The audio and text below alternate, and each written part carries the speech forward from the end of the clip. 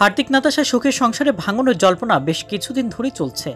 এমনকি টি-20 বিশ্বকাপ জেতার পরেও হার্দিক আর নাতাশাকে একসঙ্গে দেখা যায়নি। অনন্ত আম্বানি ও রাধিকা মার্চেন্টের সঙ্গীত অনুষ্ঠানেও নাকি হার্দিককে একাই নাচতে দেখা যায়। তাহলে কি ক্রিকেটার অভিনেত্রীর বিচ্ছেদ অবধারিত? সেই জল্পনায় ফের উস্কে দিল নাতাশার সাম্প্রতিক ভিডিও।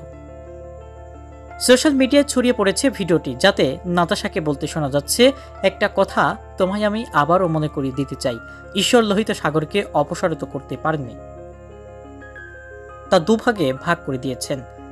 অর্থাৎ তিনি তোমার জন্য সমস্যাগুলো শেষ করে দেবেন না, শুধু পথ দেখিয়ে দেবেন। নিজের এই বক্তব্যের মাধ্যমে কি হার্দিকের সঙ্গে বিচ্ছেদের জল্পনায় সিলমোহর দিলেন অভিনেত্রী?